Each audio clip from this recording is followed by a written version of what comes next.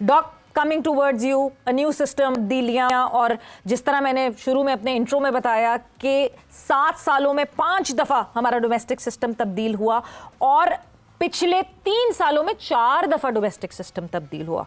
तो मतलब इतनी तब्दीलियों के बाद फिर हम शिकायत करते हैं कि हमारा निज़ाम, भाई हम ऑस्ट्रेलियन, इंग्लैंड, हम इंडिया, इनकी तरह के प्लेयर्स क्यों नहीं आ रहे, इनकी तरह के क्रिकेटर्स क्यों नहीं तैयार कर सकते। इतनी इनकंसिस्टेंसी के बाद कौन तैयार होगा?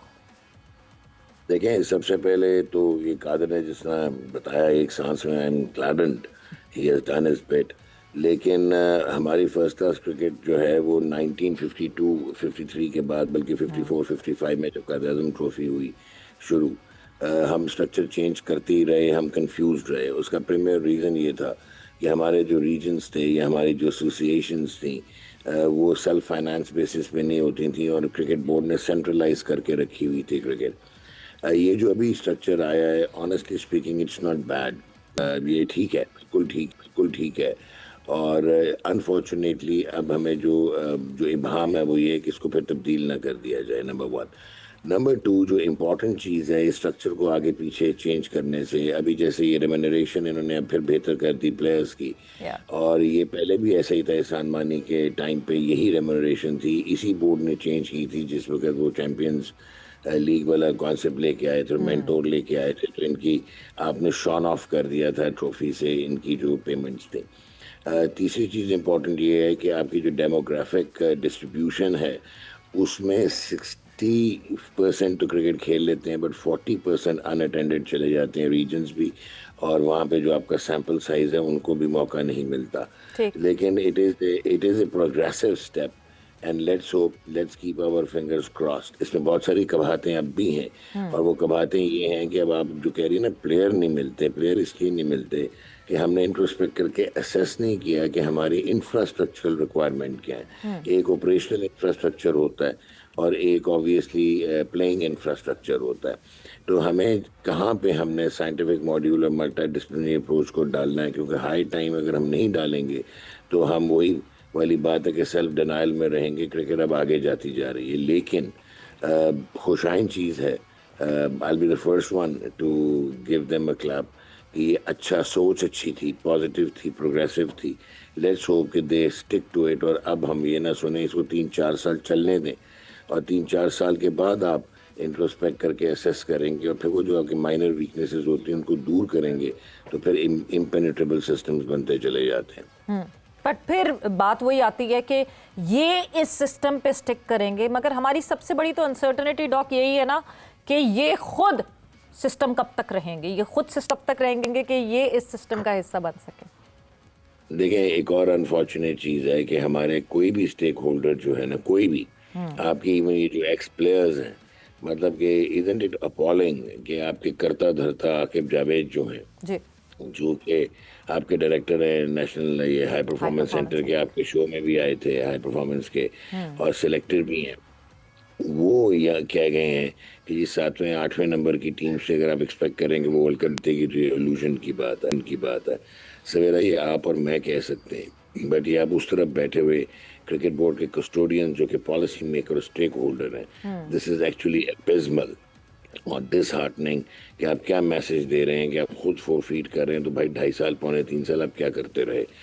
तो ये जो आप बात कर रही है ना कि जब तक आप प्रोफेशनल लोग नहीं लेके आएंगे, और प्रोफेशनल लोग is like not the big names, you need relevant office के प्रोफेशनल लोग जो कि रेलेवेंस रखते हों और जो कि मॉडर्न क्रिकेट की जो है कि उसको समझते हों कि उन्होंने कैसे लेके आगे चलना है। तो ये आपको ऐसे ही पाउडर वॉश मिलता चले जाएगा और स्ट्रेंथ नहीं आएगी आपके सिस्टम्स में, इनकन्सिस्टेंसी रहेगी। तो ये तो अनफॉर्चुनेट है कि अब वो ऐसे लग रहा है कि आके जावेद आजकल हर शो में आके अपने आप को डिफेंड करने की कोशिश कर रहे हैं, but you don't defend the indefensible. We are not bothered कि आपने क्या ब्लंडर्स किए हैं, वी आर बॉदर्ड कि अब आगे कैसे इसको लेके चलना चाहते हैं और कितना प्रोग्रेसिव आप हमको नजर आएंगे। अभी तक ऐसा लगा नहीं है कि कोई सोच प्रोग्रेसिव हो हमारी। पाउडर वॉश की आपने बात की, डॉक, पाउडर वॉश आपको लगता है कि ये जो पूरा सेंट्रल कॉन्ट्रैक्ट्स, ये ट्रैक का जो सिलसिला शुरू हुआ है, track A, track BC, track this, track that, ये जो सारी चीज़ें अभी प्रोसेस, क्या एक तो सबसे पहले तो ऑब्वियसली जिस तरह आकिब जावेद साहब ने हमारे शो में आके समझाया, सबको समझाना इस ट्रैक सिस्टम को बड़ा इंपॉर्टेंट है, बिकॉज अभी तक बहुत सारे लोग उसको समझे नहीं हैं.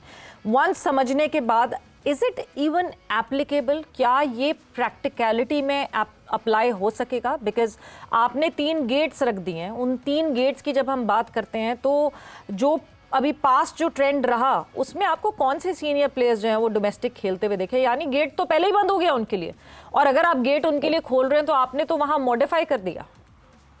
आप 2.5-3 साल की इनकी हालात देख लें, जितनी कॉन्ट्रडिक्शंस हैं.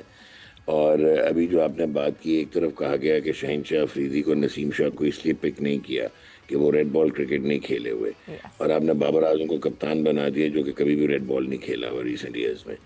तो ये एक तो कॉन्ट्रडिक्शन नंबर 1. अभी हमने ट्रैक सिस्टम्स की बात की, अगर आप जाएं इनकी पीसीबी की वेबसाइट पे तो आपको इतना खूबसूरत डॉक्यूमेंट मिलेगा जिसमें आपको कोफिशिएंट्स मिलेंगे, आपको सैंपल साइजिंग मिलेगी, आपको जो है ना वो इंडिविजुअलाइज्ड ऑप्टिमाइज्ड बड़े बड़े अजीबो गरीब किस्म के फार्मूले मिलेंगे.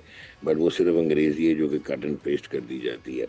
आप समझती हैं कि मपेट कहा अभी हाल ही में जेसन गैलिस्पी ने आकिब जावेद को, और आपने उनको रिस्पॉन्ड नहीं किया. इसका मतलब आपने एक्सेप्ट कर लिया कि जो जेसन कह रहे थे ग्लेन मैग्रो और डेमिन फ्लेमिंग के साथ वो सही कह रहे थे. तो आप मुबालगा से काम लेते रहे हैं.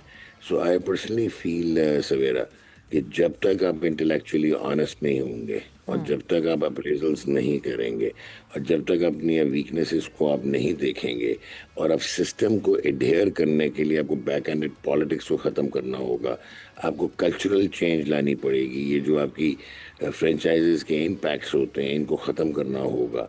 मतलब कमाल नहीं है कि एक आपने पाकिस्तान विमेन टीम के साथ जो ट्रेनर भेजे वो जिम ट्रेनर है. मतलब कमाल हो गई. ये नहीं पता कि लड़कियों की रिक्वायरमेंट क्या है, वो जिम ट्रेनर क्या करेगा. फिर अभी आप देखें कि मंसूर अमजद, साफ लग रहा था कि जो सरफराज अहमद अपनी पसंद का वो लड़का लेके आए थे जो कि अच्छा खासा था, कोयटा ग्लैडिएटर्स में भी उनके साथ रहा, रीजन में भी साथ रहा, फील्डिंग कोच, उसको हटा के मंसूर अमजद को ले आए आकिब. सारे जानते हैं कि आकिब के वो पसंदीदा हैं, और वो पाकिस्तान टीम के फील्डिंग कोच हैं, लेकिन लाहौर कलंदर्स ने उनको स्पिन बॉलिंग कोच ले लिया है. तो जब आप इस किस्म की तमस्सुर उड़ाने वाली हरकतें करते रहेंगे, 4 आप एक इंडिविजुअल में ऑफिसेज इन्वेस्ट करेंगे, पावर्स इन्वेस्ट करेंगे, तो you are not going to go anywhere. तो आपको ये स्ट्रक्चर ठीक है, मतलब अगेन वही वाली बात है, लेकिन उसकी एप्लीकेशन जो आपने बात की है, उसकी लॉन्जिविटी, उसकी एग्जीक्यूशन, और उसमें ऑनेस्टी ऑफ पर्पस, ये ट्रैक सिस्टम ठीक लग रहा है. जहाँ पे आपके हेल्थ उसमें आ गया, मेडिकल आ गया, मेडिकल के बाद आपकी अपना क्रिकेट आ गई, फर्स्ट क्लास क्रिकेट आ गई, प्रेफरेंसेस आ गई. लेकिन क्या आप अपनी सियासत को, आप अपने बैक एंडेड सिफारशियों को ख़त्म कर पाएंगे? हाउ कुड आप वो रोहेल को छोड़ के और आप गाजी गौरी को लेके जाते हैं? तो कहाँ पे आपका मेरिट है? और Ghazi Ghauri is not a bad player at all, पर क्या रोहेल नजीर डिजर्व करता था या गाजी डिजर्व करता था? तो ये आपके सामने है. अभी आपने, मैं आपको चलें पाकिस्तान की टीम बता देता हूँ जो कि पहले टेस्ट में खेलेगी. 5वें नंबर पे अब्दुल्ला फजल को खिला देंगे, ठीक है, जो कि ज्यादती करेंगे, मिडल ऑर्डर कर देंगे. इमाम ओपन करेगा क्योंकि बाबर कप्तान हो गया, तो इमाम ओपन करेगा उसके साथ, ये जो अजान अवैस के साथ. यानी आपका फॉर्मर टेस्ट कैप्टन बेंच गरम करेंगे. हाँ जी, और नंबर 3 पे आपके आ जाएंगे, नहीं 3 पे आएंगे आपके शान मसूद, 4 पे बाबर होंगे, 5 पे अब्दुल्ला फजल होंगे, 6 पे मेरे ख्याल में रिजवान होंगे, 7 पे आगा, 8 पे आमिर जमाल, 9 पे आपका जो स्पिनर अली उस्मान, 10 अब्बास, और 11 या डेजी खेलेगा. डेजी को खेलना चाहिए, Khurram Shahzad. Again this is not on. अब अवैस जफर को जो लेके गए हैं, he should be playing in the middle order. तो हम लोग ये जो करते हैं, लेट्स सी, क्योंकि पिच जो है वो कितनी को ग्रीन है, बनाई तो उन्होंने ग्रीन टॉप है, और वो अंसारी जोसेफ ने तो विड्रॉ कर लिया, he was selected but he is not playing. लेकिन जेडन सील्स भी होंगे, शिमार जोसेफ भी होंगे, और कीमा रोच भी होंगे. तो लेट्स सी कि इमाम स्टिक्स टू द 11 और वो खेल जाएं. अदरवाइज कोई पता नहीं है कि सुबह सुबह जो है ये लड़का अब्दुल्ला फजल ही ओपन कर रहा हो. तो ये चीज़ें आप ज़रा समझा करें.